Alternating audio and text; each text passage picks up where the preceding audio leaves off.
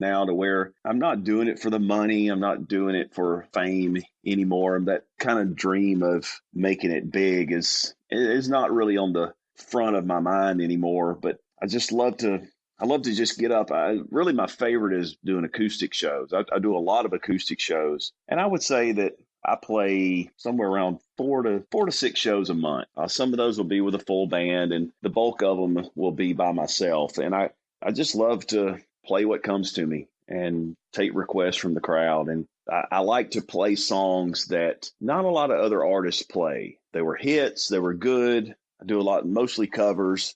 I like to surprise people with my range because I play anything from Elton John to Johnny Cash, Hank Jr., Bob Seger, and really everywhere in between. You've had the opportunity to play in front of large crowds before. I remember, if I'm not mistaken, correct me if I'm wrong, but I remember seeing something there again on social media. And I don't stalk you, Brandon, I promise. I just remember, I've got my memory. I remember a lot of stuff. And I remember one time, did you not play at the International Lineman's Rodeo? I didn't play the International. Banquet? I played the APPA, American Public Power Association. That's it. Yeah. Okay. I knew it was one of them. You got up and you played in front of, which those rodeos, a lot of folks aren't familiar with it. They're only familiar with the International, but the ones that the Munis put on are just as, in my mind, are just as large as sometimes as the International. I know we hosted it one year there in Atlanta, and it was pretty big. But you've played to some large crowds. So what are some of the other crowds you've played in front of? Yeah, that one there was probably a couple of thousand in the room on that one. The biggest show I've ever played was the NASCAR Truck Series race in St. Louis, Missouri. That was when they had the truck with the Lineman logo on it, and I forget now. I think it was associated with fallen linemen. They had that truck there, and Highline Cowboy was doing pretty well at the time, and they asked me to come out and play that show. So I took the whole band out to St. Louis. We got in a van and we drove out to St. Louis, played Friday night for a smaller group of some of the folks that put the race on. And then Saturday played before the race, thousands of folks there. And the coolest thing about it was they let me wave the green flag for the qualifying laps. I got to get up on the flag stand, the official there, and I had my cowboy hat on. And she looked at me. She said, "Is that going to come off?" I said, "No, ma'am. I promise you this hat will not come off." She said, if that comes off, they're coming after me. So that hat had better not come off your head. I said, "I promise you, ma'am, it will not come off." So there I am. I have pictures of me, black cowboy hat, waving the green flag for the Truck Series race, the qualifying laps there. And that was something I'll never forget. That's a great story. I didn't realize that. That's funny. Yeah. Because I imagine if the hat had come off, they would have to have caution lap probably before they even got started to get the hat. You talked about Highline Cowboy. I did not realize, and was it about the same time that your song was featured in a movie? It was around that same time. They were kind of in pre-production of the movie. I wrote the song back in 2006. Pretty neat background to that song. So it all started with Hurricane Katrina. And I worked in northern Mississippi and Columbus, Mississippi for that, and then came back home, and they sent some more crews down to South Mississippi. And then it wasn't long after that Hurricane Rita hit. I went with a crew, went down to Hurricane Rita, worked that. And then it was about a year later, it was September of 2006, I believe, that my family and I took a vacation to St. George Island in the panhandle of Florida. And I had this thought in my head that I want to write a song about a lineman, but I don't want to write it literally, meaning that I don't want to just say he climbed a pole and he changed out a transformer and he climbed back down. And, I want to make it a little more artistic than that. So I was bouncing this around in my head, and I'm sitting out, kind of looking out over the ocean. And all of a sudden, just the Highline Cowboy just popped into my head. And I've always liked older country. So I took the feel of my heroes have always been cowboys. And that was the feel I wanted to have around the song. So I started playing through some chord progressions. And once I found the chord progression, I had Highline Cowboy. That song came out in about 20 minutes. I was completely done. Wow. It's like it sat around in my head for almost a year, but once it really formed itself, it was on paper, and it was, as a writer, we have those moments from time to time that you just can't stop.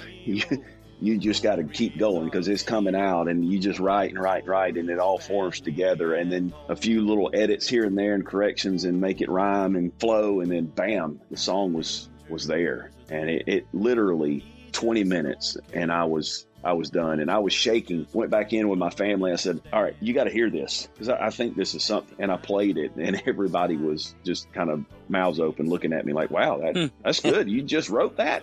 Yeah, just wrote it. You know, sometimes God just gives you the song, and you just don't stand in the way. You're just the pencil operator at that point. Yep. Life on the Line. The race was just before they were going to start production of that movie. So that kind of led me into the same folks that were involved in the movie were involved in the race, and the Fallen Lineman Association. They were all involved with it. So a lot of different avenues there that got me out to that race. But yeah, it was one of the songs that was in Life on the Line. I'm very blessed to have a song in that movie, and it's just cool to have a song that you wrote yourself that they thought was good enough to put it in a feature film like that.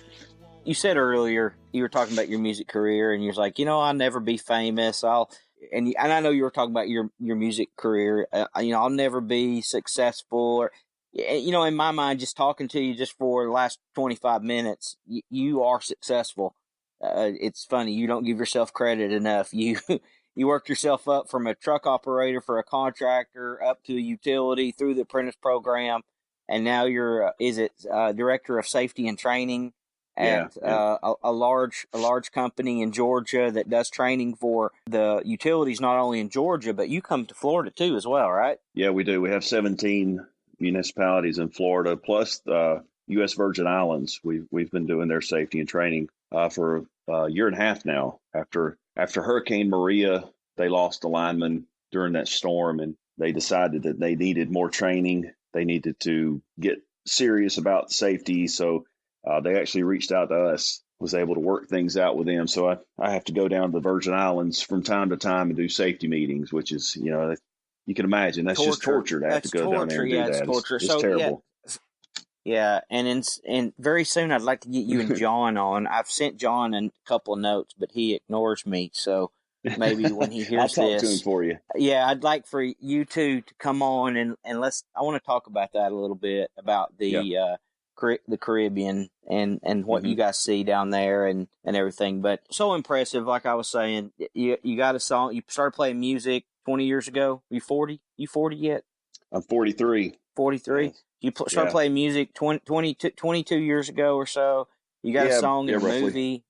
Yeah, and then you're telling me that you're never going to be successful in the music business, and you play you don't play a whole lot, but you play 4 to 6 shows a month. Okay, Brandon, whatever. And you made it to director of safety and training. All right. So where do you see yourself in 5 years? Do you see yourself in the same role as far as I do. I don't really see myself going anywhere. I love what I do. It's a great company. They treat me well. I got a great boss. He's gonna love that. John's gonna love that. Oh yeah. He is. He really is a great boss. John's a great guy. He is a great guy. He's a great guy. I also want to talk to him about. He got inducted into the International Lineman's Hall of Fame, and yes, he did. I would love to sit and talk to him about that as well. So you got to help me poke him a little bit so I can get him on. I'll do that. What about your music? Do you have anything left on your bucket list? Music? Is there something you really want to do that? Yeah, man. Where I am now, I don't have the dream anymore of being the touring artist. That's a tough life. That's pretty rough. And I love being here with my family. I travel enough with work as is, so I've kind of gotten a taste of that life on the road thing. And at 43 years old, I would really like to write a hit song. That's kind of where I would like to be, and to have my name in the writing credits of a hit song that's on the radio that maybe another artist picks up that really mainstream and front center right now, and they pick it up and they sing it and they do their version of it. And I think that would be a heck of an accomplishment, that something that I wrote down and put music to, that another artist liked it enough that they wanted to record it. So I actually went into the studio this week and laid down a few tracks of some new material that should be coming out sometime soon. I would say within the next couple of months, I'll start putting that stuff out there and then, see where it goes, see what happens with it. I mean, I can tell you with the success you've had so far, it wouldn't surprise me that very soon you get that accomplishment. You're very talented. There's no doubt in my mind. It's just a matter of time for you. It's a matter of time. So I assume you've written a lot of songs already. You write a lot of songs and play them? I do. I write a fair amount. I'm not like some of those guys that can just churn out song after song. It takes me a little while. I put a lot of thought into it. They're usually very heartfelt. I'm a sucker for a sad country song. I just love that feel, that style, just the emotion that comes out of that. So I write some happier stuff, but a lot of the stuff that comes out of me is sadder. It's a lot of feeling. I'm very much about the lyrics and the mood of the song, and I want to move somebody to emotion. I think that's the cool thing about music, and I've had that happen to me a couple times in my life, to where a song that I wrote and played has actually moved a person to an emotion that they just couldn't hold back anymore. I think that's the coolest thing in the world. Well said. You find yourself being more of a fly by the seat of your pants writer like that, or do you? I know you said earlier you like to put a lot of thought into stuff, but some of your best work, you feel, is it the things that you put more time in, or the things that come to you that way? It's a little bit of both. I think I'm kind of in between the two. There's some songs that just come out really quickly.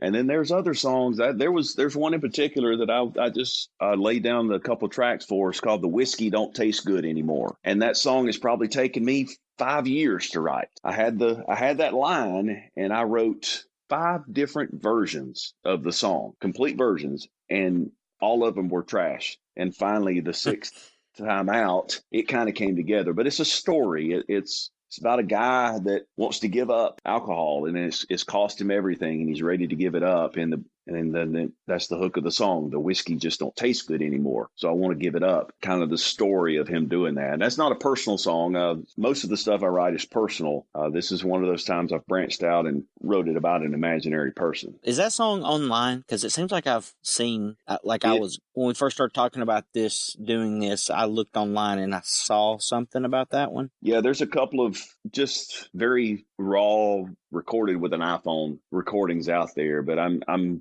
trying to put it down and clean it up and really make it radio worthy with the mix and all that stuff. So I'm trying to actually get a good recorded version now, but there is a couple of videos out there of that song. So it's around. Okay, I thought so. In your music career, what can the listeners do to help you as far as once the show gets out and gets published? Is there anything we can do to help you?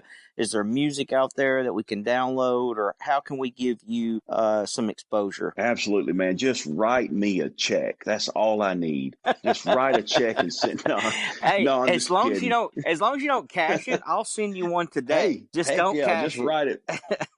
just leave the amount blank, and I'll just put in what I need. How about that? Yeah, I like it. So I just thought Jeff Foxworthy old skit that he did, that someone came to repossess his car, and he's like, "Well, how much do I owe?" And the guy's like, $2,500. He's like, $2,500, man. I don't keep that kind of cash around. He's like, "Can't you write me a check?" Foxworthy says, "Oh, well, yeah, I can write a check. Why don't I just pay the whole thing off right here?" Exactly. No, but I'm all over. I'm on iTunes. I'm all over Spotify and Pandora and all those things. Every music streaming platform that's out there, I'm on it. Play the songs and then tell your friends about it. Tell your buddies. Tell the guys at work, "Hey man, have you heard this Highline Cowboy song written by this guy out of Georgia?" And find me on Facebook, Brandon Wiley.